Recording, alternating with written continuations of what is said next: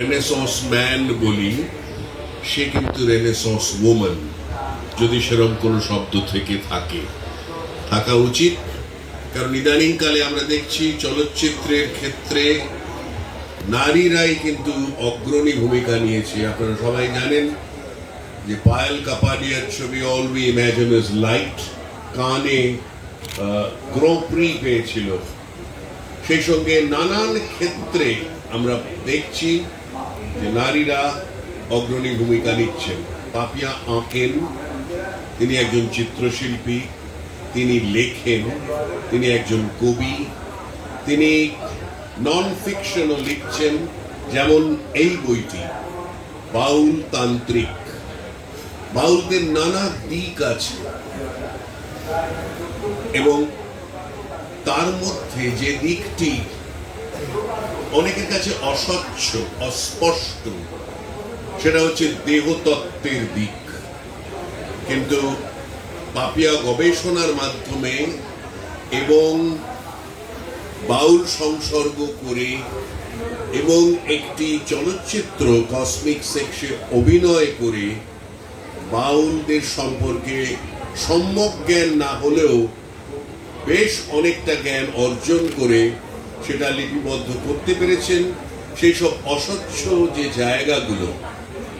জায়গাগুলো নিয়ে সমরেশ বসু পূর্বে লিখেছিলেন এবং সেটা আমরা পড়েছিলাম, সেইগুলো নিয়ে নানান বিতর্কিত জায়গা উনি আলোকপাত করতে পেরেছিলেন, যার জন্যে আমরা কৃতজ্ঞ পাপিয়ার কাছে। পাপিয়া একজন অভিনেত্রীও বটে এবং পাপিয়া যে কাগজটির এখন প্রকাশক, তিনি মালকিনও বটে এবং সম্পাদকও।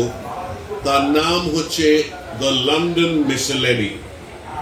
The London Miscellany is a traditional journal with a 200-year history, and it is brought out from the United Kingdom, from London, and Papia is now based in the United Kingdom along with the Czech Republic. But in this magazine, articles by people from all over the world, by scholars, by artists, by mavericks, are featured. There's poetry, there's non-fiction, there's fiction, and there are diagrams and illustrations. And I have been associated with this magazine for quite a few years, ever since Papia was involved. I think it's a great achievement to become the editor and publisher of a magazine like this. I think a big hand is deserved, so far as Papia is concerned, for bringing out the London Miscellany. My best wishes to Papia. May she prosper and may more such programs happen.